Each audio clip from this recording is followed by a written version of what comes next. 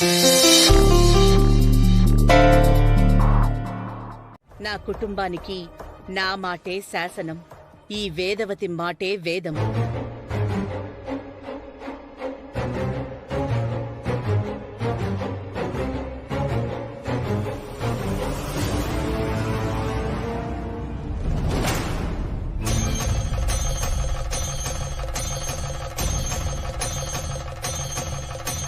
నాయనా వికాస్, చెప్పండి పంతులు గారు.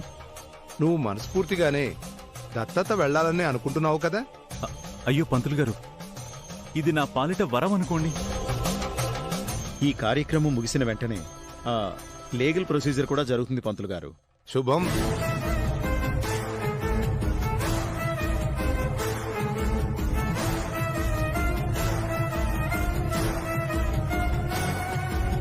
చూడాయనా, దీన్ని వారికి అందజేస్తూ మీ కుమారుడిగా, మీకు దత్తపుత్రుడిగా మీ ఇంటికి రావడానికి నాకు సమ్మతమే అని చెప్పు.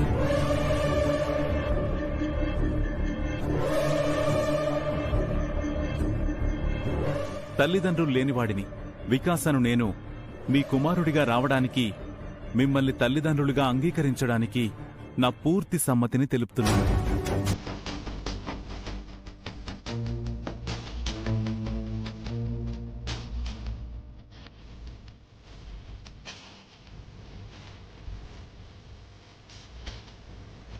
అయ్యా, మీరు ఇది అబ్బాయికిస్తూ వికాస్ని కొడుగ్గా స్వీకరిస్తున్నామని చెప్పి అబ్బాయికి అందచేయండి.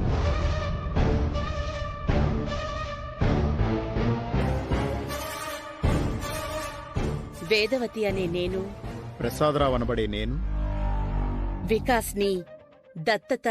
ఆపండి.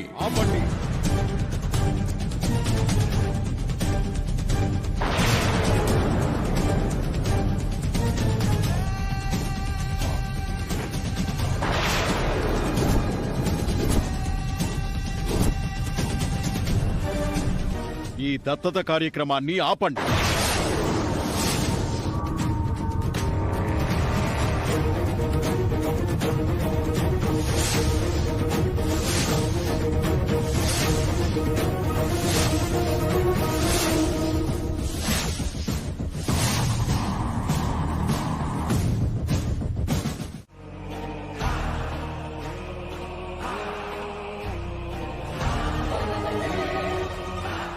నువ్వు జన్మనిచ్చింది ముగ్గురు సంతానానికి కాదు, నలుగురికి అని నీ జాతకం చెప్తోంది వేదవతి. పెద్ద కుమారుడికి చిన్న కుమారుడికి మధ్యలో మరో సంతానం ఉందని తెలిసింది. ఆ బిడ్డ చనిపోలేదు, బ్రతికే ఉన్నాడు. మీ రెండో సంతానం చనిపోలేదు, అతని ఆయుష్ తీరిపోలేదు, చిరంజీవిగానే ఉన్నాడు. తలచుకుంటే ఒళ్ళు జలధరించినట్టు అనిపిస్తోందమ్మా. నమ్మడానికే కాదు, వింటానికి కూడా ఆశ్చర్యంగా ఉంది. ఇప్పటి వరకు నేను నా ఇద్దరు తమ్ముళ్లే ఉన్నామని అనుకున్నాను. మరో తమ్ముడు ఉన్నాడంటే భ్రమలా ఉంది. అమ్మా, ఇంతకాలం ఈ నిజం మా దగ్గర ఎందుకు దాచారు? ఇది నాకు సంబంధం లేని విషయం అని ఈ సమయంలో అనకండి. ఒక కొడుకుగా తెలుసుకునే బాధ్యత నాకుంది, చెప్పాల్సిన ధర్మం మీకుంది. ఇది చిన్న విషయం కాదు అత్తయ్య గారు, ఏం జరిగిందో చెప్పండి. వచ్చిన బంధువులు గాని మేం గాని మీ గురించి బయట సమాధానం చెప్పుకోవాలంటే మీరు గతం గురించి చెప్పాలి వేదవతి గారు. బయట వాళ్ల సంగతి అటుంచితే నా కుటుంబానికి నేను జరిగింది చెప్పుకోవాలి.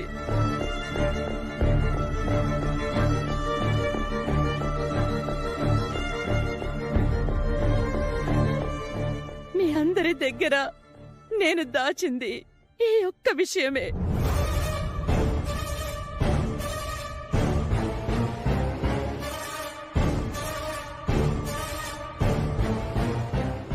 మంచి విషయమైతే చెప్పుకోవడం, బాధ పెట్టే విషయమైతే మనసులో దాచుకోవడం మాకు అలవాటైపోయింది.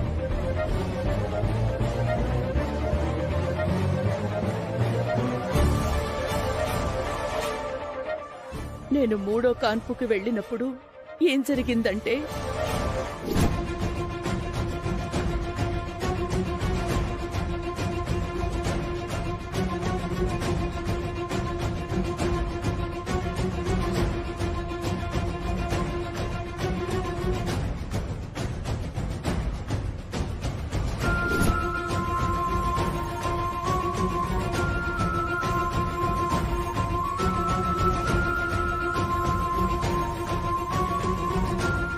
బిడ్డకి జన్మనిచ్చానని ఆ బిడ్డను కళ్ళారా చూసుకుంది.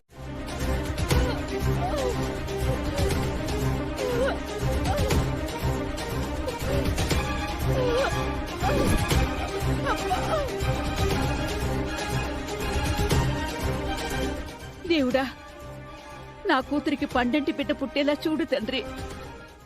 ఇంతకు ముందు కూడా 2 12 బిడ్డల్ని కనింది, పురిట్లోనే చంపేసుకుంది. ఈసారి కూడా 12 బిడ్డని కంటే మాత్రం ఏం లాభం? కాన్పు నిలబడాలి కదా.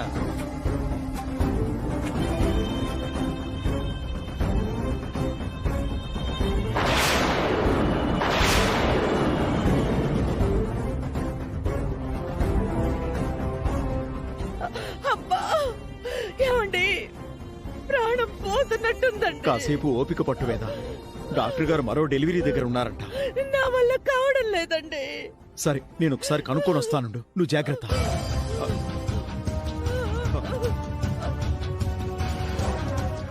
సుబ్బయ్య, డాక్టర్ గారు ఇంకెంతసేపట్లో వస్తారయ్యా? అక్కడ డెలివరీ అవ్వాలి కదా సార్. ఉన్నదే ఒక్క డాక్టర్ ఆయే.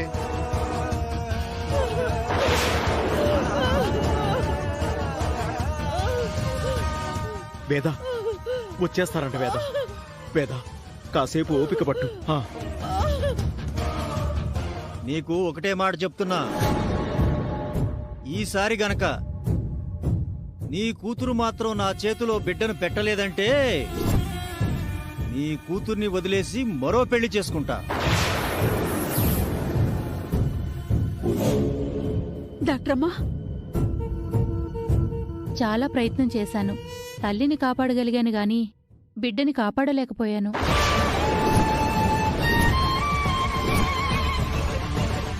అమ్మా, అక్కడ మరో డెలివరీ కేసు ఇబ్బంది పడుతుంది. తొందరగా రండమ్మా.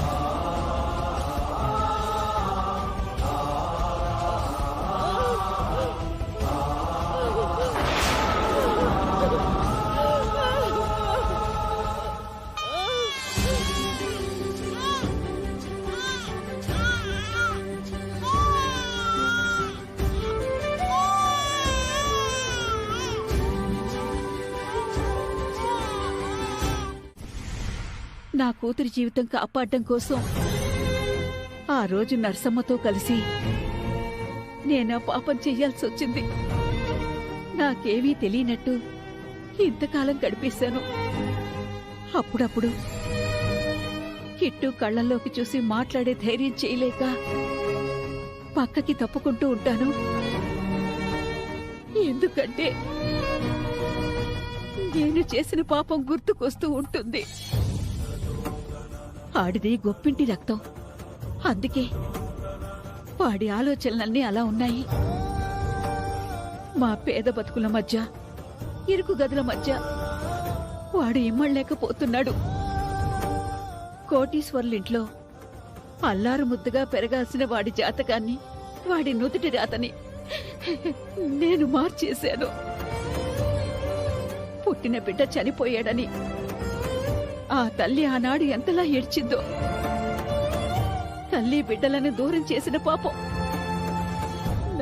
నన్ను ఊరికే వదలదు. ముందు ముందు ఏం జరగబోతుందో అంతా నీదే భారం.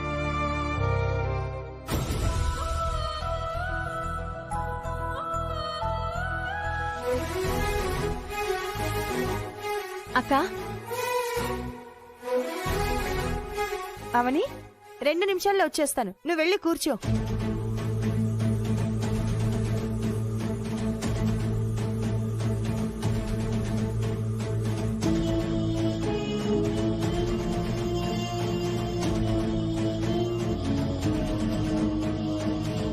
లోపలికి వెళ్ళి కూర్చోమన్నాను కదా, బయట ఎందుకుండిపోయావు? ఒక విషయం చెప్పి వెళ్దామని వచ్చానక్క. మీ అత్తమామలు ఊరందరికీ నీతులు తీర్పులు చెప్తారు. నిహారిక దగ్గరికి వచ్చేసరికి మాత్రం దాని బుద్ధిని కనిపెట్టలేకపోతున్నారు. దినఫలాల్లో ఈరోజు నా జాతకం బ్రహ్మాండంగా ఉంది. అక్క చెల్లెళ్ళ దగ్గర నుంచి మనకేదైనా ఉపయోగపడే విషయం దొరికితే బాగుంటుంది.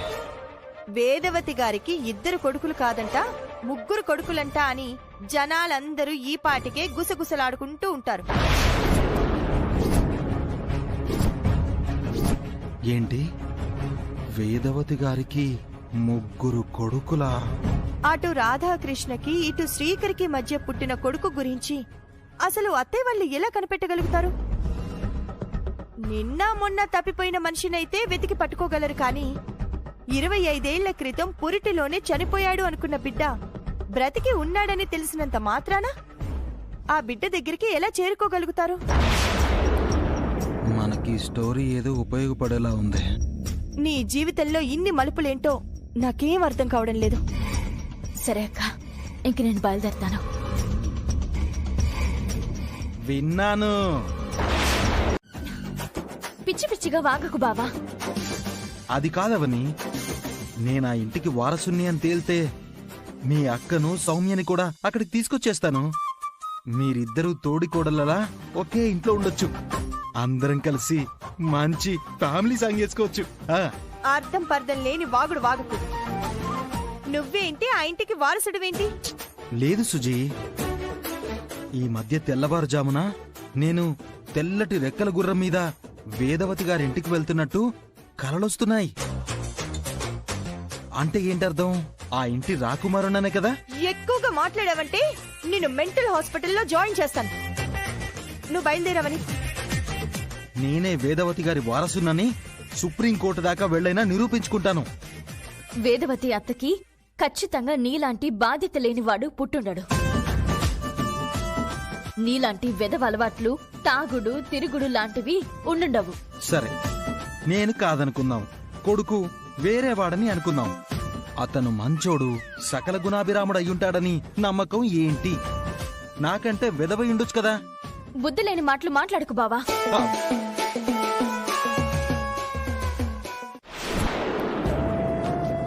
పోయిన వస్తువు పూజ గదికి సంబంధించింది కాకపోయుంటే ఇంతలా బాధపడుండేదాన్ని కాదేమో.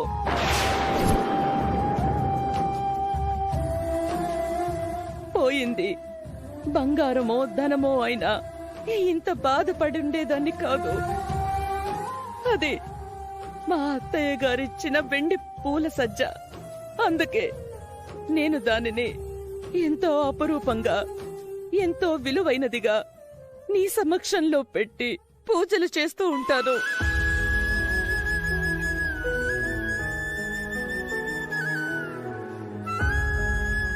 ఇన్నేళ్లలో గుడిలో ఎప్పుడూ ఇలా జరగలేదు. ఈ రోజు పూల సజ్జని పోగొట్టుకోవడం ఏదో అపశకునంలా అనిపిస్తోంది. ఎలాగైనా అది నా దగ్గరికి చేరేలా చెయ్యి తల్లి.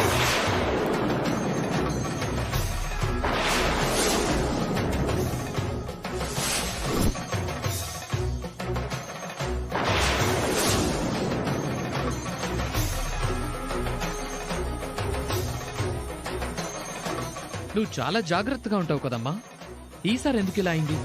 ఈ మధ్య గుళ్ళో కూడా దొంగలు బాగా పడుతున్నారు. అవునవును, గర్భగుడిలోని విగ్రహాలను కూడా దొంగతనం చేస్తున్నారు. ఏం చేస్తాం, కలియుగం, దేవుళ్ళకు కూడా రక్షణ లేదు. బాధపడకమ్మా, మరొకటి కొనుక్కుంటే అయిపోతుంది. అమ్మమ్మ తలుచుకుంటే అలాంటివి 1000 కొనగలదు. కానీ అమ్మమ్మకు కావాల్సింది వాళ్ళ అత్తయ్య గారిచ్చిందే. వేదా, నేను పోలీస్ కంప్లైంట్ ఇచ్చి గుడి దగ్గరున్న సీసీటీవీ ఫుటేజ్ తెప్పిస్తాను. దొంగెవరో తెలుస్తుంది, పూల సజ్జ దొరుకుతుంది. ఇంత ఘోరం జరుగుతుందని అనుకోలేదు. మన పెళ్లి సమయం నుంచి సెంటిమెంట్ గా నాతోనే వస్తోంది. పోలీస్ కంప్లైంట్ ఇస్తానన్నాను కదా, నువ్వు టెన్షన్ పడి ఆరోగ్యం మీదకి తెచ్చుకో. పూల సజ్జ పోయిందని, పూల కుండీ పోయిందని కంప్లైంట్ ఇస్తే బాగుండదేమో మామయ్య. Excuse me.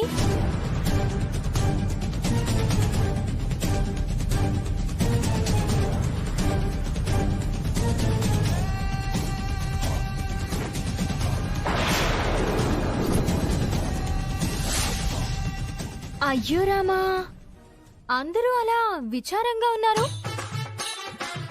ఏం జరిగిందో తెలుసుకోవచ్చా? వేద, ఏం ఆలోచిస్తున్నావు? ఒక పక్క చిన్న కొడుకు చేసిన మోసం వల్ల కలిగిన బాధ, మరోవైపు రెండో కొడుకు ఎక్కడున్నాడో ఎలా ఉన్నాడో తెలియని బాధ. ఇంతకు ముందు ఆనందాలతో కళకళ్ళాడే ఇంటిని చూసి మురిసిపోతూ ఉండేదాన్ని. ఇప్పుడు విలవిలలాడిపోతున్నాను.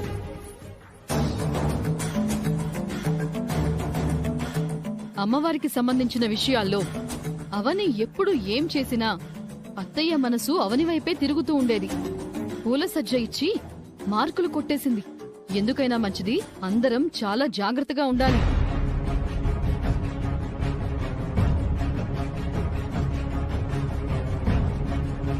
అత్తా,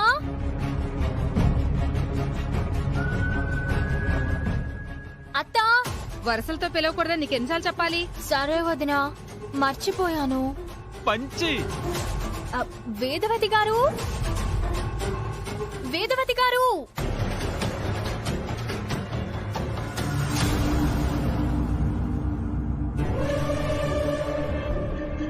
నీ ఫోటో మా దగ్గర ఎక్కడుంది? మీ అందరితో మాకొక ఫోటో కావాలి.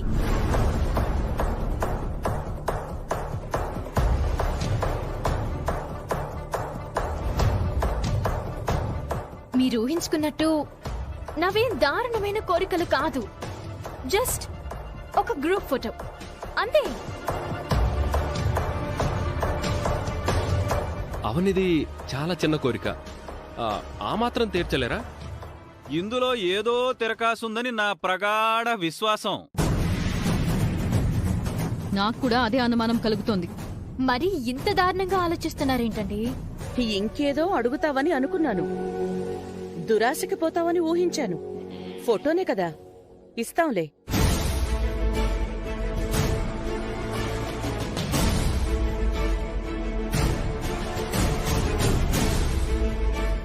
థ్యాంక్ యూ అత్తా.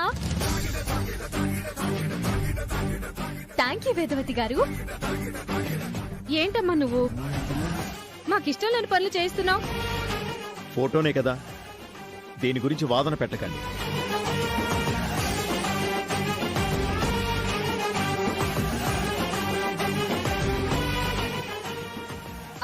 కావ్య, ముందు ఆ కప్పులు తీసుకెళ్లి లోపల పెట్టు. అరే వెళ్ళు.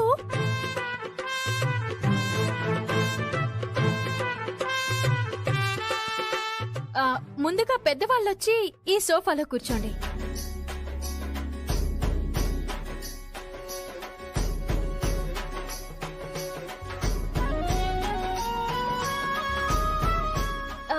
ఇక్కడ అన్నయ్య వదినలో కూర్చోండి. వదిన వెళ్ళు. ఒక్క నిమిషం. నేనెళ్ళి మేకప్ వేసుకుని వస్తాను. నీకేం పెళ్లి చూపులు జరగట్లేదు ఇక్కడ? ఆ బ్యాడ్ డేస్ ఎందుకు గుర్తు చేస్తావులే? ఏంటి? ఏం లేదు. కూర్చో.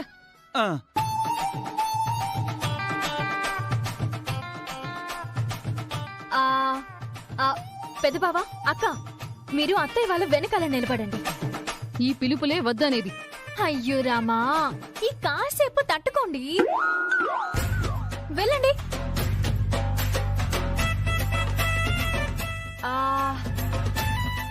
కావ్య, నువ్వు చిన్నదానివి కాబట్టి అత్తయ్య వాళ్ళ కాళ్ళ దగ్గర కూర్చో. నేను నిలబడే ఉంటాను. చెప్పింది చెయ్యి కావ్య.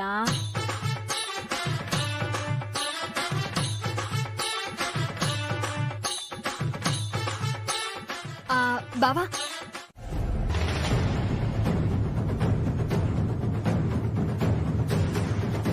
క్లిక్ చేశాను. చాలా, మరో 10 సార్లు తీయాలా? చాలు. ఇది చూడని, ఇటివ్వు.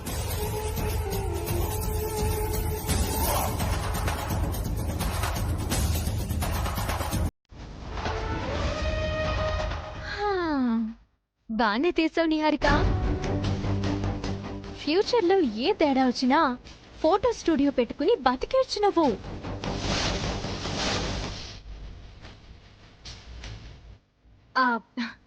నా కోరిక మన్నించినందుకు అందరికీ థ్యాంక్స్. బాయ్. రా బావా.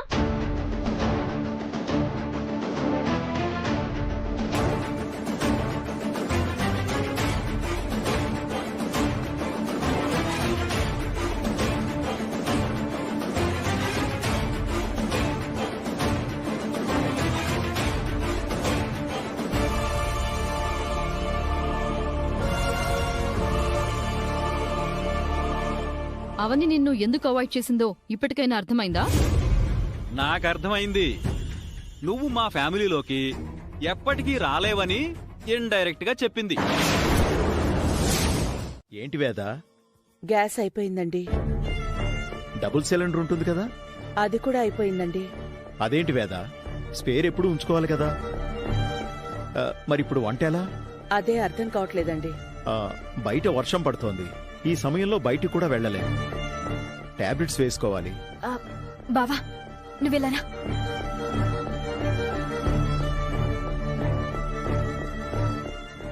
ఏవండోయ్, సిలిండర్ అయిపోవడం వలన వంట చేసుకోలేదు అని అర్థమైంది. నా వంట అయిపోయింది, పంపించమంటారా? మొహమాట పడకండి. అన్నం దగ్గర అలకలు ఉండకూడదని, కోపతాపాలు చూపించకూడదని, అలా చేస్తే అన్నపూర్ణాదేవికి ఆగ్రహం వస్తుందని మా అమ్మా నాన్నలు చెప్పారు. మీకు అభ్యంతరం లేకపోతే వెంటనే తీసుకొచ్చి ఇస్తాను. ఎంత కాదనుకున్నా పక్కింటి వాళ్ళం కదా, ఒకరికొకరు సాయం చేసుకుంటే తప్పలేదు. అవసరమైతే పస్తులుంటాం గాని నీ చేత్తో వండిందైతే తినవు.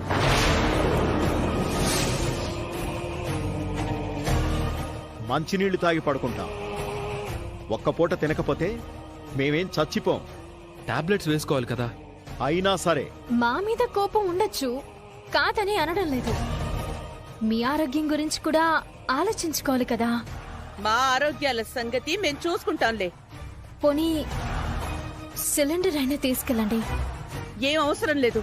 అమ్మా నాన్నలు తినకపోతే నేను తిననవని. మీరు తినకపోతే నేను తింటానా? మీరు ఎలాగైనా చావండి. మాకు కాబోయే కోడలు నిహారిక మాకు ఫుడ్ పంపించింది. తను మా గురించి ఆలోచించినట్టు ఎవ్వరూ ఆలోచించరు. కొందరుంటారు బయటికి ప్రేమలు నటిస్తూ ఇబ్బంది పెట్టే పనులు చేస్తుంటారు. వేద, ఆకలవుతుంది, పద తిందాం. సరే.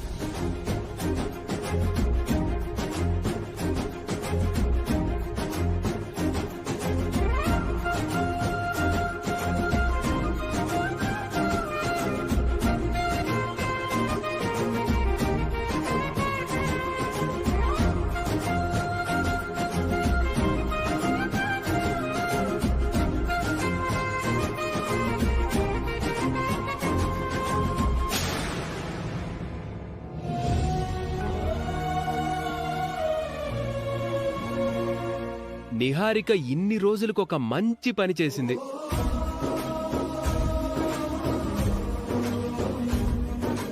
మనం భోంచేద్దాంరా.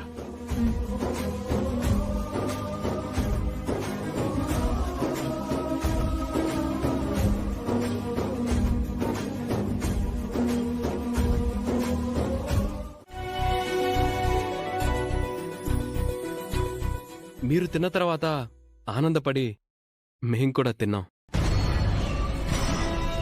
మీరు ఆకలితో ఉంటే మేమెలా భరించగలం అత్తయ్య?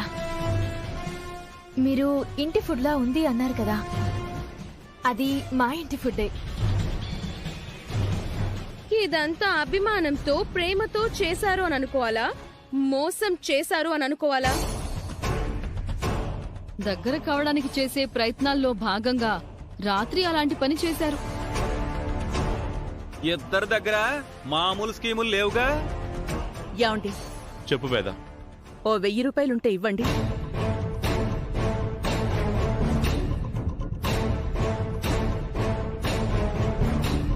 ఇలారా.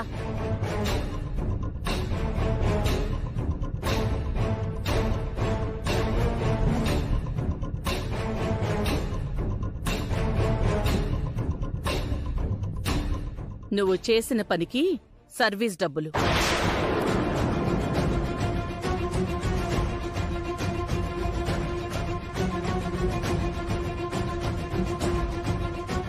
బయట హోటల్ నుంచి తెచ్చి తిన్నాము అనుకుంటాం. మాకు దగ్గర కావడానికి 1000 నాటకాలు వేసినా దగ్గర కాలేవు. అందరూ నన్ను ఏమనుకున్నా పర్వాలేదు.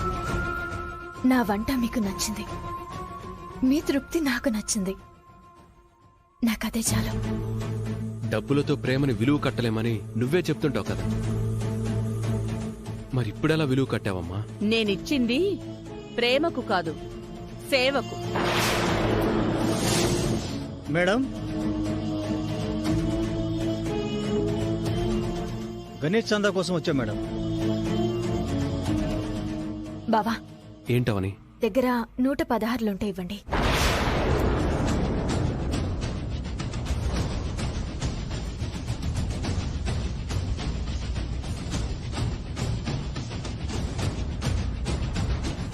వేదవతి ప్రసాదరావు గారి పేర్ల మీద 1116 రాసుకోండి. అలాగే మేడం.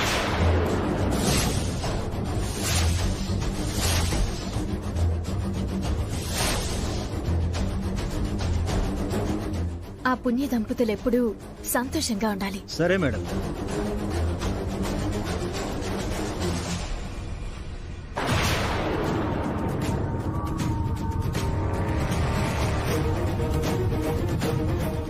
ఏవి ఎక్కడికి చేరాలో అక్కడికి చేరుతాయత్తయ్య. రా బావా.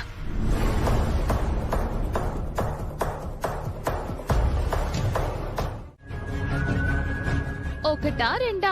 నిహారికకి ఎన్ని అవమానాలు! నాలాంటి దాన్నైతే నిజంగానే ఏదో ఒకటి చేసుకొనుండేదాన్ని.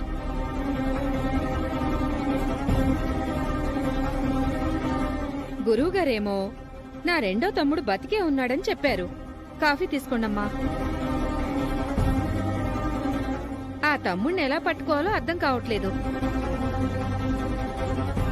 ఆ తమ్ముడు వస్తేనైనా నిహారికకు కొంత న్యాయం జరుగుతుంది. అతను రావాలంటే ఏదైనా ప్రయత్నం జరగాలి కదా. నీకు సంబంధం లేని విషయం ఇది, నువ్వు కల్పించుకోకు. సలహా ఇవ్వడంలో తప్పే ఉంది. ఉచిత సలహాలు అవసరం లేదు. అయితే డబ్బులు ఇవ్వండి. చూసారా ఆవిడ గారి వెటకారం ఎలా ఉందో? సిగ్గులేని బతుకులు. ఎన్ని మాటలన్నా బుద్ధి రాదు. ఏదో ఒక ప్రయత్నం చేయకుండా దేవుడా నీదే భారమని వదిలేయటం కరెక్ట్ కాదని అవని చెప్పడం కూడా తప్పేనా?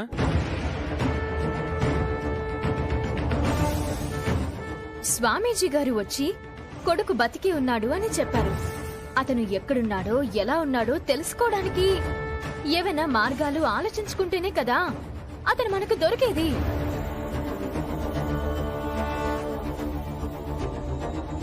చిన్నప్పుడు మిస్ అయిన వారు కొన్ని సంవత్సరాలకు గాని దొరకరని రోజు పేపర్లోనూ న్యూసుల్లోనూ చూస్తూనే ఉన్నాం కదా. అన్నయ్య ఇప్పుడు ఎలాంటి సిచ్యువేషన్లో ఉన్నాడో ఏంటో. అయ్యోయ్యోయ్యో, చూడండి పేపర్లో అలాంటి న్యూసే వచ్చింది. ఏమొచ్చింది? ఎవడో 20 సంవత్సరాల క్రితం తప్పిపోయాడంట. వాడి గురించి, ప్రస్తుతం వాడున్న పరిస్థితి గురించి నిజం తెలిసి అందరూ షాక్ అయ్యారంట. సంతోషించాలి కానీ షాక్ అవ్వడం ఎందుకు? అవును పెద్దిరాజు గారు, అది ఒక ఎమోషన్. షాక్ ఎందుకు? మర్డర్ కేసులో జైల్లో ఉన్నాడంట.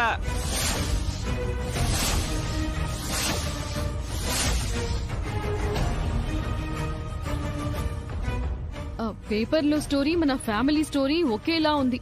పొరపాటున కూడా అత్తయ్య గారి రెండో కొడుకైతే అలా ఉండడు కదా. లావణ్య,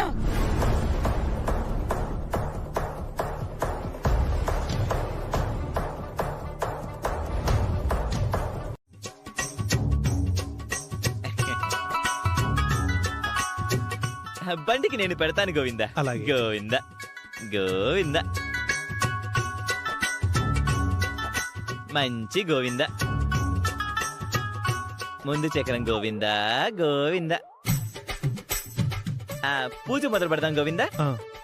ఓం గణేశాయ నమః, ఓం వక్రతుండాయ నమః, ఓం నమో నారాయణాయ నమః.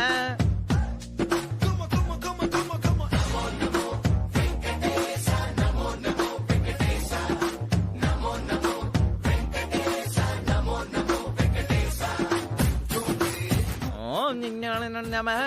ఓం అనే మాట, నమః అనే మాట క్లియర్ గా వినపడుతున్నాయి. మిగిలినవి ఏవి వినపడటం లేదు పూజారి గారు. నా మంత్రాలు అలాగే ఉంటాయమ్మా. ఓం విఘ్నేశ్వరాయ నమః. ఓం ఒకటోనాయ నమః. ఓం రెండోనాయ నమః. ఓం నమః. అయిపోయింది గోవిందా, పూజ అయిపోయింది. అప్పుడేనా? షార్ట్ కట్ పూజ నాయనా. మీరు 2 చక్రాల కింద 2 నిమ్మకాయల్ని పెట్టండి. పెట్టండి గోవిందా. ఇక్కడ కూడా గోవిందా. గోవిందా, మీకు ఈ విషయం తెలుసా? ఇప్పుడు ఒక కొత్త విధానాన్ని తీసుకొచ్చారు. ఏంటి? అదేంటంటే, సాధారణంగా బండి యజమాని బండి కింద పెట్టిన నిమ్మకాయల్ని బండితో తొక్కించి బండిని రైలు వేస్తారు కదా. అవును. ఇప్పుడు ఈ కొత్త పద్ధతి ఏంటంటే గోవిందా, పూజారి ముందుగా బండెక్కి నిమ్మకాయల్ని తొక్కించి బైక్ మీద అలా అలా రౌండ్ వేసేస్తాడు గోవిందా. అవునా? ఎందుకలా? ఎందుకలా అంటే గోవిందా, వేద పండితులు ముందుగా మొదలు పెడితేనే బాగుంటుంది అంటారు గోవిందా. గోవిందా, దీనిని నేనే కనిపెట్టాను గోవిందా. గోవిందా, నా పూజ అందరిలా ఉండదు, చాలా వెరైటీగా అద్భుతంగా ఉంటుంది గోవిందా. సరే పూజారి గారు, మీరు ఎలా అంటే అలా. గోవిందా, దీన్ని మీ చేతిలో తీసుకోండి. ఎందుకు డబ్బులు వద్దన్నావా అవని? ఈ రోజు నువ్వు ₹1,00,000 దగ్గర వద్దన్నావంటే ముందు ముందు అన్ని విషయాల్లోనూ ఇబ్బంది పడతాం. సంబంధం లేని నిహారికే వాటా తీసుకుంది, మనకి హక్కుందావని. కాదండం లేదు బావా. మన హక్కులు, మన అధికారాలు ఈ రోజు కాకపోతే రేపైనా మనం సాధించుకోవచ్చు. కానీ ఇప్పుడు వాటి గురించి పోరాడి అత్తమామల మనసుని గాయపరిచామంటే వారి ప్రేమకు పూర్తిగా దూరమైపోతాం.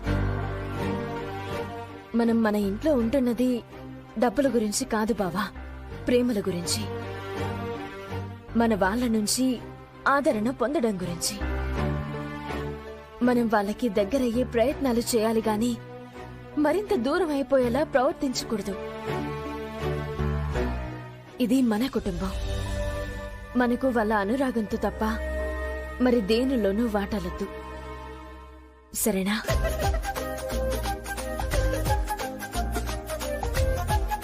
నా మంచి బావ, ఏది ఒకసారి నవ్వు. నవ్వాలి నవ్వాలి నవ్వాలి. వడ్డించమంటావా? నేను సంపాదించింది నేను తినడం కాదే, నా కొడుకు సంపాదించింది తినే యోగం నాకీ జన్మకుందా లేదా అని. అదిగో నీ కొడుకొచ్చాడు. నా రక్తంతో పులుసు, నా మాంసంతో కూర వండి నీ కొడుకు పెట్టు. ఏంటయ్యా అలా అంటావు? కాటికి కాలు చాచినట్టు ఏంటా మాటలు? అవునరా, నేను కాటికి కాళ్ళు చాచుకున్నాను. నేను పోతే నా పెండం కూడా తిందుగాని. అల్లుడు, అసలే నీకు ఆరోగ్యం బాలేదు, నువ్వు ఆవేశపడకు. ఇంకెలా మాట్లాడమంటావు? వీడు పని చేసుకోవడానికి బయట జనం ఆటో ఇవ్వడం లేదు, పెళ్లి చేసుకోవడానికి పిల్లనివ్వడం లేదు. ఏం బతికే వీడిది? కాబోయే కింగ్ని నా కాటలో ఎందుకు? రోజుకో ఫ్లైట్ లో తిరుగుతా, చూస్తూ ఉండు. ఇలాంటి వాడిని ఇంకేమనాలి? కొన్ని రోజులు ఆగు. నువ్వు నా మీద ఖర్చు చేసిన ప్రతి పైసాకి వడ్డీతో సహా ఇచ్చేస్తాను. ఇచ్చినప్పుడు మాట్లాడరా. రోజు ఇలాంటి గొడవల్ని భరించడం కంటే నిజం చెప్పేయడమే మంచిది. చిచ్చి, ఇలాంటి కొడుకు ఏ తండ్రికి ఉండకూడదు. ఎలా పుట్టావరా మాకు? చిచ్చి. కిట్టుగాడు నీ కొడుకు కాదు.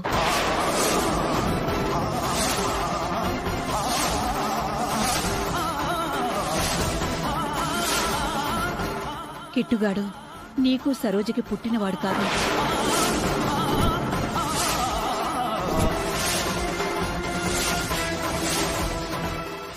అమ్మా, నీకేమైనా మతిపోయిందా? ఆయనేదో బాధతో అలా అంటుంటే నువ్వేంటి వాణ్ణి మా కొడుకు కాదు అని అంటున్నావు? వాడు మారాలని ఏదో 4 మాటలు అంటున్నావు. ఏం తప్ప? ఇక నుంచి మీరు వీణ్ణి తిట్టకండి. నేనంటే మీకు బాగా వెటకారం అయిపోయింది కదూ? నేను నిజంగానే అడిగాను బేబీ, నీ విషయంలో మాకు వెటకారం ఏంటి? ఆ దుబాయ్ గడేడి ఇంట్లో మెంటలెక్కుతుందని బయటికి పోయాడు. అది సరే, ఏంటి విశేషాలు? ప్రస్తుతానికి అన్ని శేషాలే, విశేషాలేం లేవు.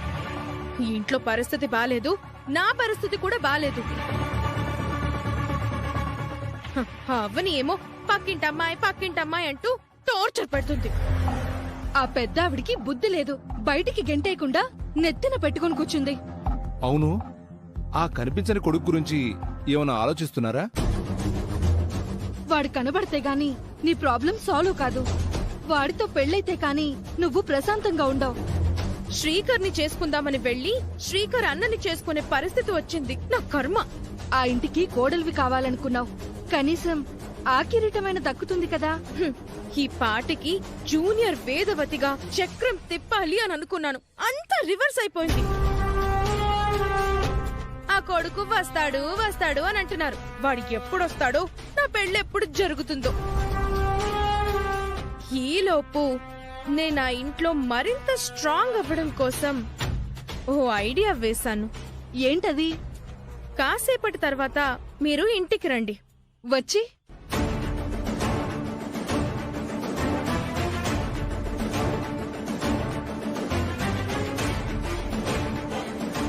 అర్థమైంది కదా? నిహా, నువ్వు మరీ ఎక్స్ట్రీమ్ ఆలోచించినట్టున్నావు. ఇలాంటి స్టెప్ ఏదో ఒకటి తీసుకోకపోతే రేపొద్దున సింపుల్ గా సారీ అని అంటారు. అప్పుడు మనం మన బంధువుల దగ్గరే కాదు, రోడ్డున పోయే వారి ముందు కూడా లోకువైపోతాం. అర్థమైందా? నీ వంట వార్పు కార్యక్రమాలన్నీ ఆపేసి తొందరగా బయలుదేరండి. చాలా సింపుల్ గా చెప్పేసి వెళ్ళిపోయిందేంటండి? తొందరగా బయలుదేరకపోతే ఫోన్లు చేసి టార్చర్ పెడుతుంది. పదండి.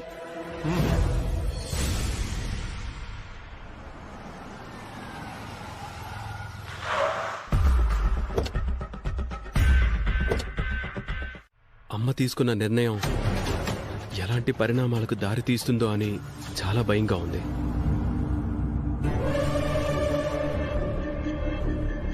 నిహారిక జాతకం కలిసొచ్చిందని సంతోషపడుతున్నారే గాని నిహారిక స్వార్థం గురించి, తను చేసే మోసం గురించి వాళ్ళు కనిపెట్టలేకపోతున్నారు.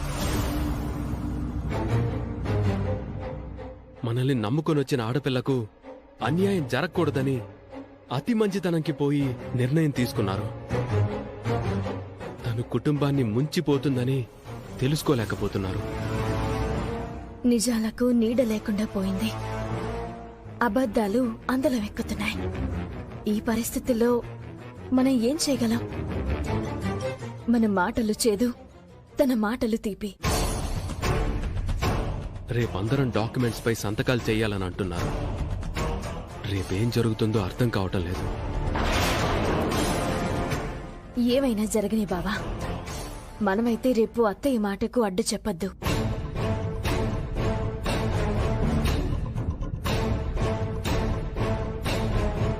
కౌలు డబ్బులు వద్దని మనం ఎలా నిర్ణయం తీసుకున్నామో రేపు ఆస్తుల విషయంలో కూడా మనం అలాగే ఉండాలి. మనకి ధనం కంటే బంధం ముఖ్యం. రేపు మనం సంతకాలు పెడదాం. నిహారిక గురించి తెలిసి ఎలా అవని? వద్దు బావా, మనకేం వద్దు. ఫ్యూచర్లో మనం అత్తయ్య ఆదరణకు నోచుకుంటే చాలు. ఏం ఆలోచించుకో, ప్రశాంతంగా ఉండవు. భోంచేద్దాంరా.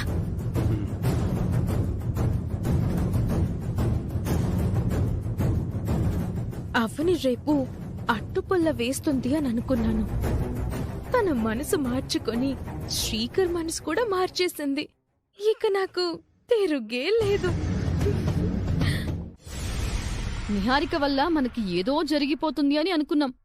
చివరికి ఆస్తులన్నీ తీసుకెళ్లి తన పేరున రాస్తున్నారు. ఇది ఎంతవరకు న్యాయం?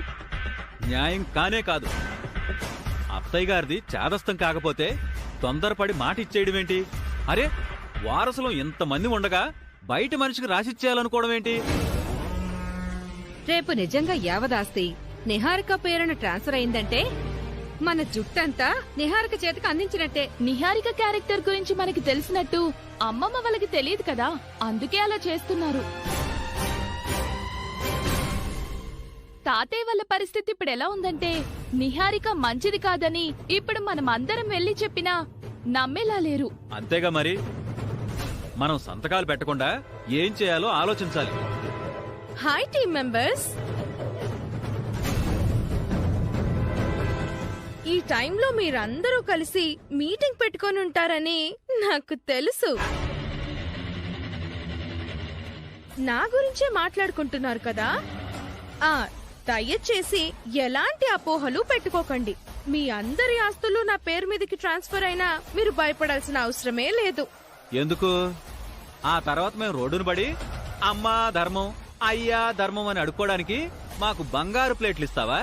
పెద్దిరాజు గారు, ఏంటా మాటలు? నేను మీ పార్ట్నర్ని. మీ ప్రాపర్టీస్ అన్నీ నా దగ్గర పదిలంగా ఉంటాయి. గ్రద్ద దగ్గర కోడిపిల్ల పదిలంగా ఉంటుందన్నది ఎంత నమ్మశక్యం కాని నిజమో, నీ దగ్గర మా ప్రాపర్టీస్ ఉండవనేది కూడా అంతే నిజం. మీరు అనవసరంగా కంగారు పడుతున్నారు.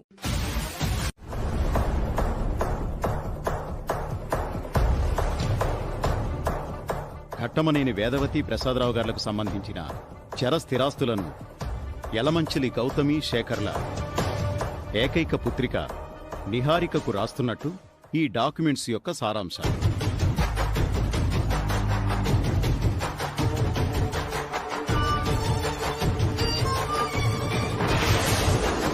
ముందుగా మీరు సంతకాలు చేయాలి. ఆ తర్వాత మీ వారసులందరూ సంతకాలు చేయాలి. అమ్మా, ఇప్పటికైనా మీ మనసు మార్చుకోండి. మీ పంతంతో ఇదంతా చేస్తున్నారు గాని సొంత మనుషుల మధ్య ఈ ఆస్తులకు సంబంధించిన విషయాలు ఇంత దూరం రావడం నాకైతే ఏ మాత్రం ఇష్టం లేదు.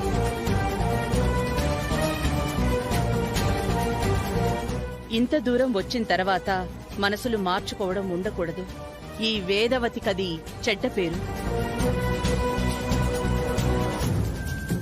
లాయర్ గారు, ఇంకా ఆలస్యం అనవసరం. ప్రాసెస్ మొదలు పెట్టండి. దీనిపై మీరు సంతకాలు చేయండి.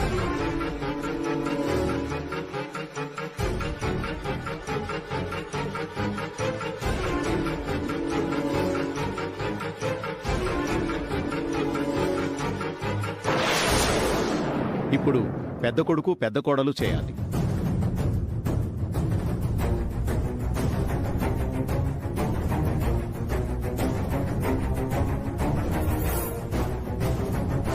కూతురు అల్లుడు చేయండి.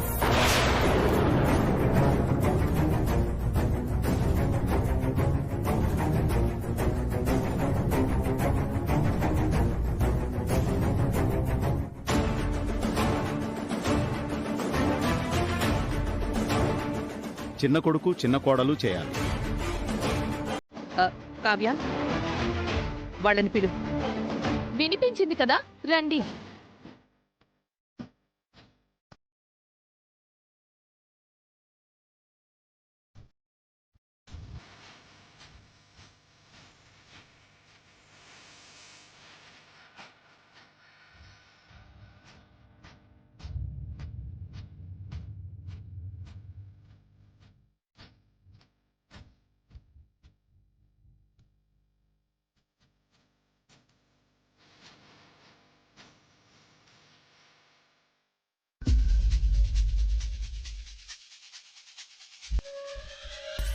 ఏం ఆలోచిస్తున్నాడు? ఏం చదువుతున్నాడు? తొందరగా సంతకం చేయమని చెప్పండి.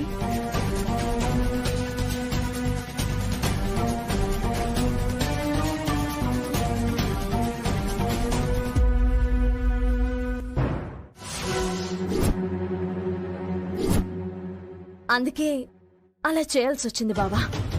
కుటుంబం మొత్తాన్ని తన గుప్పెట్లోకి తీసుకునే ప్రయత్నం చేస్తుంది. నా కుటుంబాన్ని నేను కాపాడుకోవడం కోసం నేను చేసింది తప్ప బావా?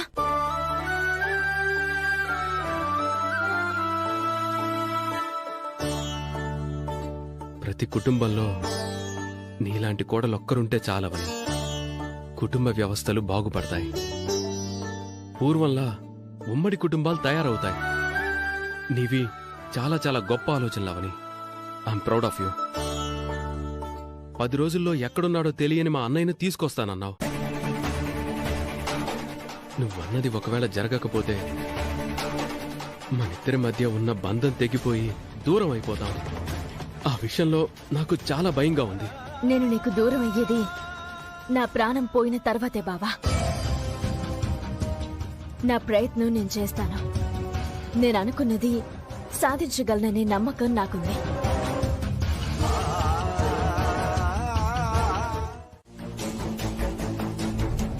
చివరి సంతకమైన శ్రీకర్ సంతకంతో ఆస్తి మొత్తం నీ పేరుకి వచ్చేస్తుందని అనుకునేలోపు అవని అంతా రివర్స్ చేసేసింది. అవని ఎందుకు అలాంటి నిర్ణయం తీసుకుందో తెలీదు గాని అవని మరింత రిస్క్ లో పడేలా చేశాను. 25 ఏళ్లగా కనిపించని కొడుకుని 10 రోజుల్లో అవని పట్టుకోవడం చాలా చాలా కష్టం. పట్టుకుంటుందేమో, ఆ పనిని నీ మీద పంతంతోనైనా చేయగలదేమో. అవును బేబీ, నువ్వు శ్రీకర్కి శాశ్వతంగా దూరం అయిపోవడానికి ఏదో రకంగా వేదవతి గారి కొడుకుని పట్టుకొని ఆధారాలతో సహా నిరూపిస్తుంది. అదంతా ఈజీ పని కాదు, చాలా పెద్ద టాస్క్. 10 రోజుల్లో కనిపెట్టేయడానికి ఆవిడేమన్నా ప్రపంచ ప్రఖ్యాతిగాంచిన డిటెక్టివా? అవనికి అంత సీన్ లేదు. జస్ట్ 10 రోజులు ఓపిక పడితే అవని నేనిచ్చిన టాస్క్ లో ఓటమి పాలవుతుంది. కొడుకుని తీసుకుని రానందుకు పెద్దావిడ శ్రీకర్తో నా పెళ్లి జరిపిస్తుంది. ఒక్కోసారి చెడులో కూడా మంచే జరుగుతుందంటే ఇదే. నీ సమర్థతకు మించి పనులు, నీ శక్తికి మించిన శబదాలు చేశావు అంటే నువ్వు నాశనమైపోతావే. పోరాడితేనే కదక్కా గెలుపోటములు తెలిసేది. ప్రతిసారి అమ్మవారి సాయం నీకు అందుతుందని అతి నమ్మకంతో ఉంటున్నావేమో. ఒక్కోసారి దేవుళ్ళు మంచి వాళ్లకు కూడా పరీక్షలు పెట్టి నరకం చూపిస్తారు. నీతిమంతుడైన సత్యహరిశ్చంద్రుడికే తప్పలేదు, ధర్మం వైపు నిలబడిన పాండవులకి కూడా తప్పలేదు. నువ్వెంత పిచ్చి వేషాలు వేయకు. అవనిని తిట్టకు బంగారం.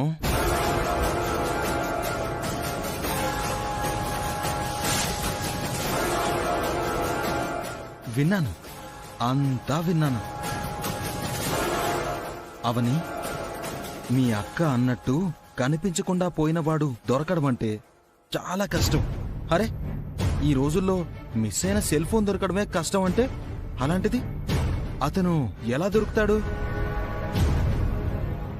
అతను దొరకడం అసాధ్యం. అందుకే నేనొక ప్లాన్ చెప్తాను, నువ్వు చెయ్యి. నన్ను కొడుకుగా వాళ్ళకి పరిచయం చెయ్యి. 10 రోజుల్లో పట్టుకుంటానని మాటిచ్చి మంచి పని చేశావు. చివరి నిమిషంలో ఏదో ఒక ఆధారం చూపించి నమ్మించావనుకో, నీ శ్రీకర్ నీకు దక్కుతాడు. అంత మోసం చేయడం కంటే చావడం నయం. ప్రయత్నం చేస్తే ఖచ్చితంగా ఫలితం ఉంటుంది. నేనొస్తానక్క. అది అవని అవని అవని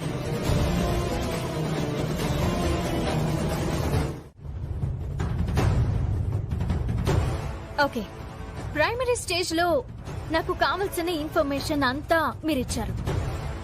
మిగిలిన డీటెయిల్స్ గురించి నేను తర్వాత అడుగుతాను. ఇప్పటి వరకు నేను ప్రాథమికంగా సేకరించిన సమాచారాన్ని బట్టి నాకు ఒక ముఖ్యమైన పాయింట్ తెలిసింది. ఏంటది? మీరేమో బిడ్డ చనిపోయాడు అని అన్నారు, స్వామీజీ ఏమో బిడ్డ బతికి ఉన్నాడు అని అన్నారు. సో రెండింటికి మధ్య ఒక సంఘటన జరిగింది.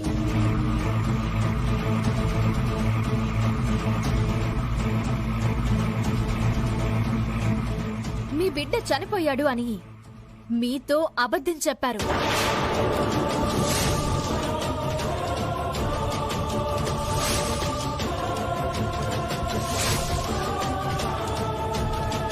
హాస్పిటల్ స్టాఫ్ కి అంత అవసరం ఏముంది? స్టాఫే అయ్యుంటారని నేను కన్ఫర్మ్ గా చెప్పలేను. వేరే వాళ్ళు అయ్యుండొచ్చు కూడా. రాత్రేదో సినిమా చూసి మన దగ్గర బిల్డప్ ఇస్తుంది. దయచేసి ఇలాంటి విషయాల్లో కామెడీ చేయదు.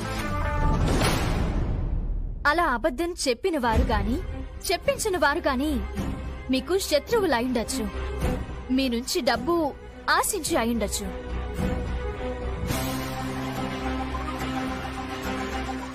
లేదా వాళ్ళకి పిల్లలు లేకపోవడం అయినా అయ్యుండొచ్చు. ఇప్పటి వరకు మీకు ఎవరి దగ్గర నుంచి ఎలాంటి డిమాండ్స్ లేవు కాబట్టి ఏదో రహస్యం ఉంది. అవని చెప్పిన దాంట్లో చాలా లాజిక్ ఉంది. దయచేసి అందరూ అర్థం చేసుకోండి.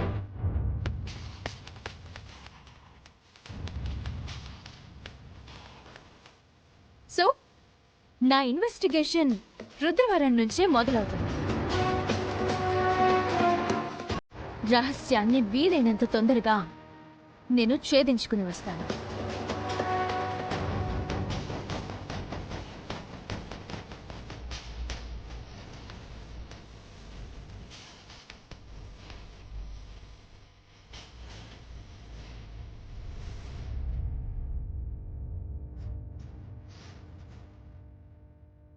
అవని చాలా ఓవర్ చేస్తుంది.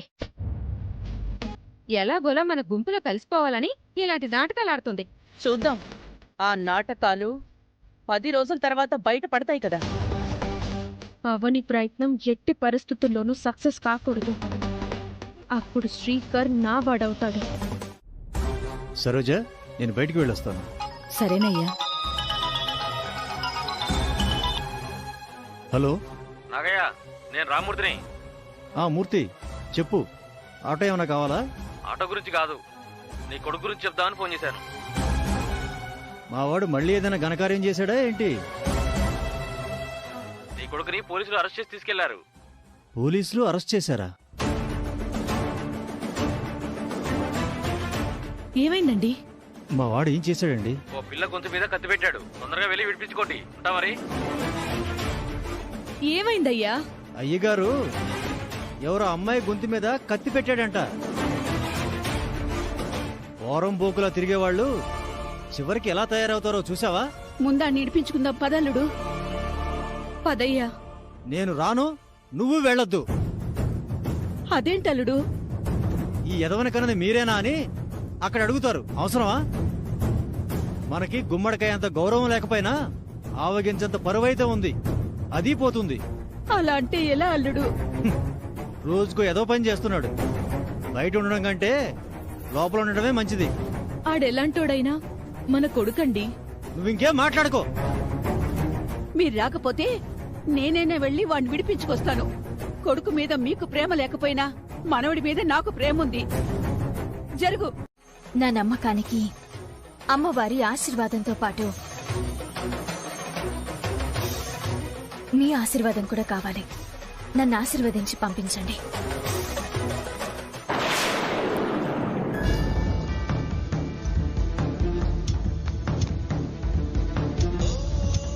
అత్తయ్య, నేనిదంతా నా భర్తను కాపాడుకోవడం కోసం మాత్రమే చేయడం లేదు. ఒక తల్లి మనసులోని ఆవేదన మంటలను చల్లార్చడానికి చేస్తున్నాను.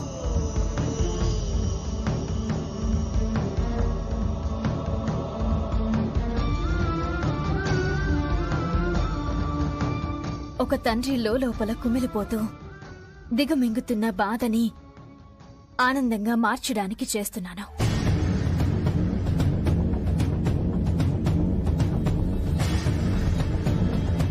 కంటి అంచుల దగ్గరే ఆపుకుంటున్నా మీ కన్నీరుని తులసి జలంలా మార్చడానికి బయలుదేరుతున్నాను.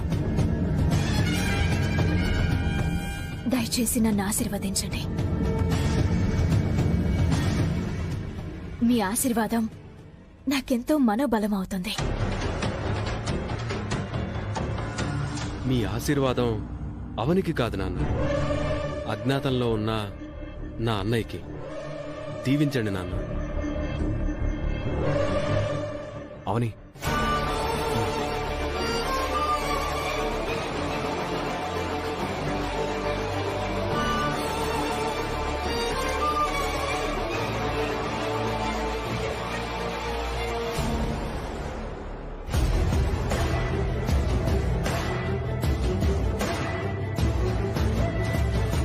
పెద్ద యుద్ధానికి బయలుదేరుతున్నట్టు బిల్డప్ ఇస్తుంది. వీర తిలకం దిద్దమంటావా అవని? శంఖారావం పూరించమంటావా? యుద్ధ పేరేమైనా మోగించమంటావా? సైన్యాన్ని ఏమైనా సిద్ధం చేయమంటావా? మౌనంగా ఉన్నావేంటి? మాట్లాడు. నా యుద్ధం ఓ నిశ్శబ్దం.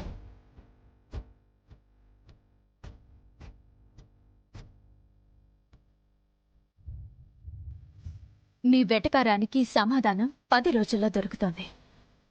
ఆల్రెడీ ఒక రోజు గడిచినట్టే, ఇంకా 9 రోజులే మిగిలింది. ఆ సమయం నాకు చాలు. బావా, నువ్వు కార్తీక్. కృష్ణుడు అర్జునుడికి రథసారదైనట్టు చిన్నోడు సాయంగా వెళ్తున్నాడు. రథం తీచున్నాడా? బాయ్ పాపా. రుద్రవరం నుంచి తిరిగి వచ్చాక మాట్లాడుకున్నా. అవనికి కావాల్సిన రహస్యాలు రుద్రవరంలో ఉన్నాయి. సో అవని ఇన్వెస్టిగేషన్ కి అంతరాయం కలిగించాలంటే రుద్రవరం దగ్గర నుంచే నరుక్కు రావాలి.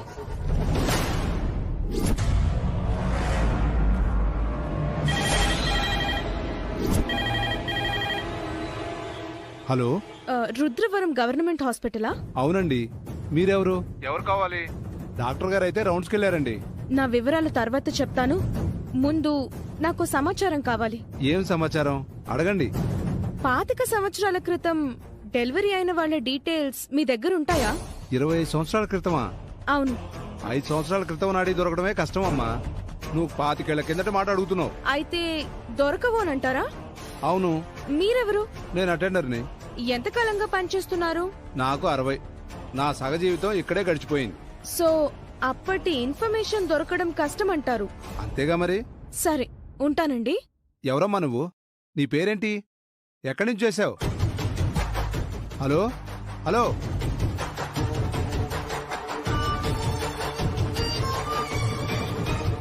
అవని, నువ్వు అనవసరంగా శ్రమ తీసుకొని అంత దూరం వెళ్తున్నా. నువ్వు ఏ రహస్యాన్ని ఛేదించలేవు.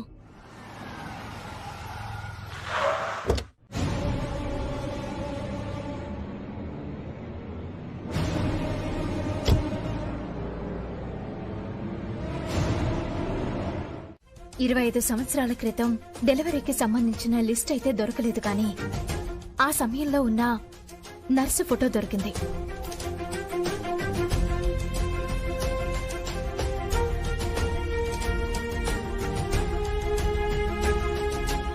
ఈవిడ పేరు రాజీ. ఈమెను కలిస్తే మనకి అప్పటి నిజాలు తెలుస్తాయి. ఈవిడెక్కడుంటుంది? ఫోటో దొరికింది, కానీ అప్లికేషన్ పేపర్ బాగా డ్యామేజ్ అయిపోవడం వల్ల అడ్రస్ తెలియడం లేదు. అడ్రస్ మనం తెలుసుకోవాలి. కొండను తవ్వి ఎలకని పట్టినట్టు లేదు? అయ్యుండొచ్చు బావా, బట్ ఆ ఎలికి ఒక్కోసారి మనకి వాహనం అవుతుంది, గణేశుడికి అయినట్టు. ఓన్లీ ఫోటోతో ఏం చెయ్యలేమవని. నీకు అర్థం అవడం లేదు, కానీ ఎంత పెద్ద కేసైనా ప్రధాన ఆధారం ఈ ఫోటోనే బావా. నీ వృధా ప్రయత్నంతో 10 రోజులు ఇట్టే గడిచిపోతాయి.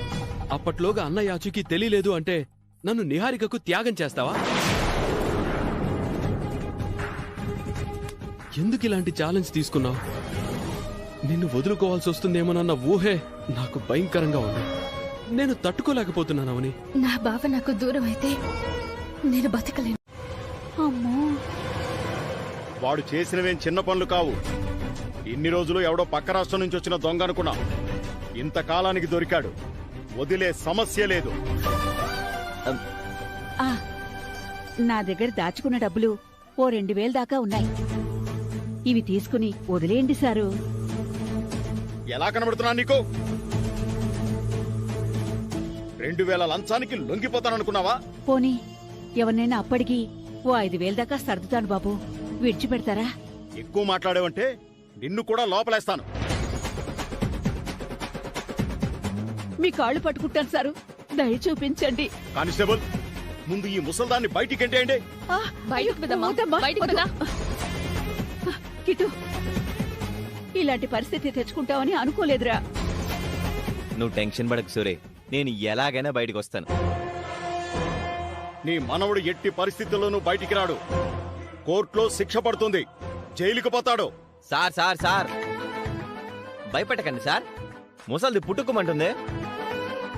ఒరే కిట్టుగా, నేను ఎలాగైనా బయటికి తెచ్చుకుంటానురా, నువ్వు భయపడకు. ఒరే కిట్టు, అమ్మా బయటికి పదా.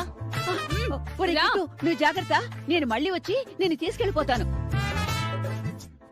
ఎస్ఐ గారు, మా ముసల్దానికి నేనంటే ప్రాణం సార్. బ్రహ్మంగారిలా దివ్య దృష్టితో ఆలోచించి అవని అత్తయ్య గారి రెండో కొడుకుని కనిపెట్టగలుగుతుందో లేదో ఇప్పుడే చెప్పేస్తాను. నీ కోతలు రోడ్డు మీదకెళ్ళి చిన్నపిల్లల దగ్గరకు పోయి, మా దగ్గర కాదు. నిజం వసంత, కావాలంటే రుజువు చేస్తాను చూడు.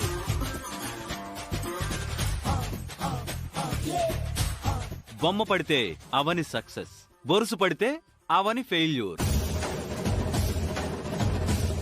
వేసేస్తా వేసేస్తా వేస్తున్నాను. 1 2 3.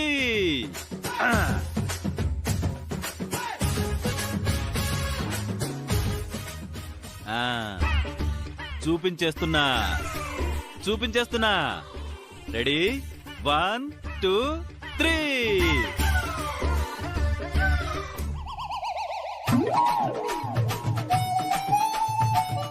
ఏదిది ఎటెళ్ళిపోయింది?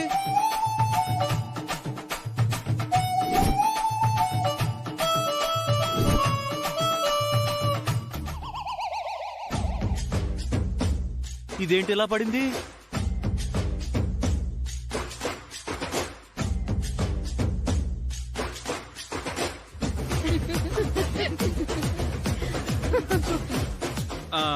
ఇంకోసారి వేస్తాను. ఇంక చాలే, ఆపు.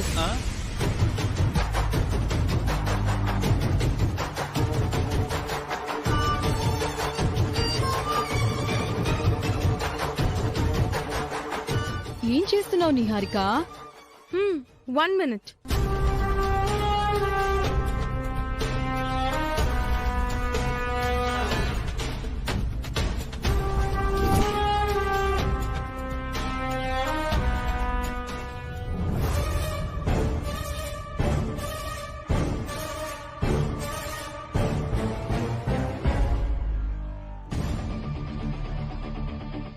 అవని ఆపరేషన్ అజ్ఞాత్ ఈ రోజు మొదలు పెట్టింది. అజ్ఞాత? ఎస్, అజ్ఞాతంలో ఉన్న వేదవతి అత్తగారి కొడుకుని వెతకడానికి వెళ్ళింది కాబట్టి ఆ పేరు పెట్టాను. భలే భలే భలే భలే, చాలా బాగుంది. ఆ కొడుకు వచ్చే వరకు మనమందరం అజ్ఞాతనే పిలుచుకుందాం. ఆల్రెడీ ఒక రోజు గడిచిపోయినట్టే, ఇంకా 9 రోజులే ఉంది. ఈ లోపు ఆ అవని ఏమీ చేయలేదు.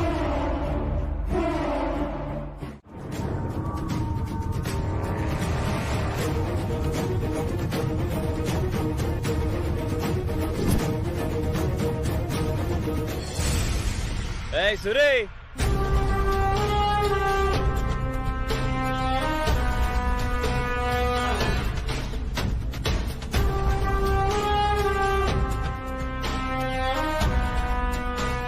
తల్లికి నిజం చెప్పాలని వచ్చాను. బిడ్డే వచ్చేశాడు. కిట్టుగాడున్నప్పుడు నిజం బయట పెట్టకూడదు.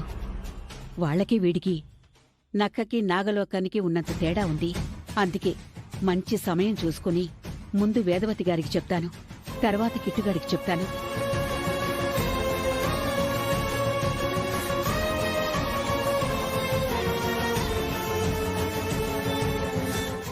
మీరు తొందరలోనే మీ కొడుకుని చూస్తారు.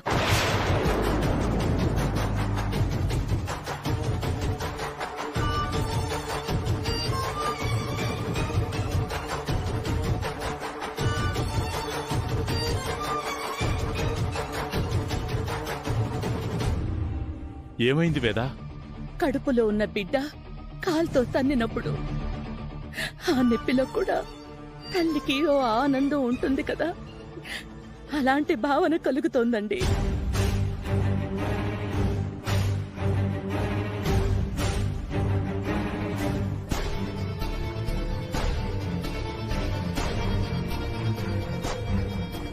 ఏంటి సూరి ఈ కొంప దగ్గర ఉన్నా? మన బతుకులకి ఈ కొంపకి ఏమన్నా సూట్ అయిందా? ఒరే ముందు నువ్వు బయటికి పదా, వీడిది పడి పద పద పద పద. కనిపించకుండా పోయిన నా కొడుకు నా పిలుపు వినిపించేంత, నా కంటికి కనిపించేంత దూరంలో ఉన్న మన కొంపంత బాత్రూంలో స్నానం చేయడానికి షవర్ ఉంటుంది. 5 వంటగాళ్ళు, 10 మంది పనోళ్ళు, కారు డ్రైవర్లు, చెప్పులు తొడిగేవాడొకడు, కార్ డోర్ తీసేవాడొకడు. అబ్బా ఆ రేంజే వేరే. అనవసరంగా నీ కూతురు కడుపులో నేను ఎట్టా పుట్టానే? నాకున్న ఆశలకి ఇలాంటి వాళ్ళ కడుపులు కదా పుట్టాలి. అనవసరంగా ఆ దరిద్రపు కొంపలో పుట్టేశాను. కాంప్రమైజ్ కాలేకపోతున్నాను, కోటీశ్వరుని కాలేకపోతున్నాను. నా కొడుకు తొందరగా రావాలి, మనందరితో కలిసి సంతోషాల్ని అనుభవించాలి.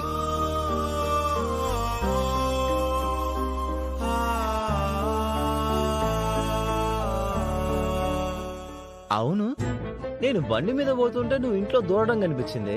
అది చూసే వచ్చాను. ఈ ఇంటికి నువ్వెందుకు వచ్చావు? కొంప తీసి ఈ ఇంటి ఓనర్ కి నీకు ఏమన్నా ఫ్లాష్ బ్యాక్ ఉందా? ఒరే ఎవరో తెలిసిన వాళ్ళలా కనపడ్డారా, నిన్ను స్టేషన్ నుంచి విడిపించడానికి సాయం చేస్తారేమో అని వచ్చాను. ఈలోపు నువ్వే వచ్చేశావు. వెళ్దాం పద. సూర్య, ఒక్క రోజైనా ఇలాంటి కొంపలో ఉండాలి. ముందు నువ్వు బండి తీరా.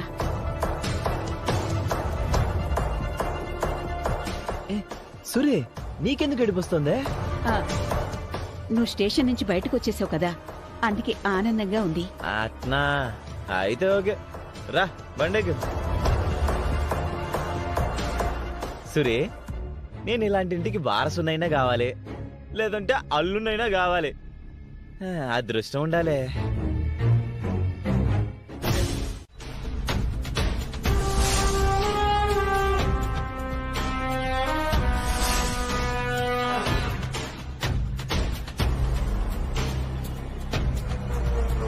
ఏమనుంది బావా? రాజీగారి అడ్రస్ వచ్చిందావని.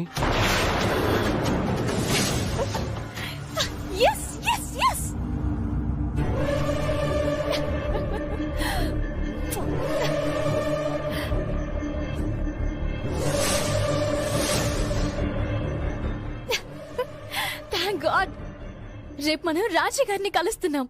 కష్టే ఫలి అంటారు. నీ కష్టానికి తగ్గ ఫలితం దొరికిందావని. అవును బావా, అడ్రస్ దొరకకపోయింటే చాలా మూడోట్ అయిపోయిండేదాన్ని. రేపు ఆ నిహారికకి చుక్కలు చూపిస్తాను. మీకంటే ముందు ఆ రాజు దగ్గరికి నేను వెళ్ళి ఆవిడ మీకు దొరకకుండా చేస్తాను.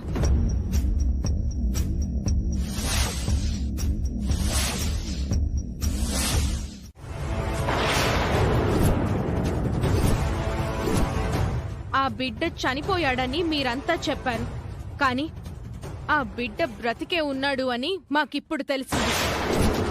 ఆ బిడ్డ బతికే ఉన్నాడని మాకొక గురువు చెప్పారు.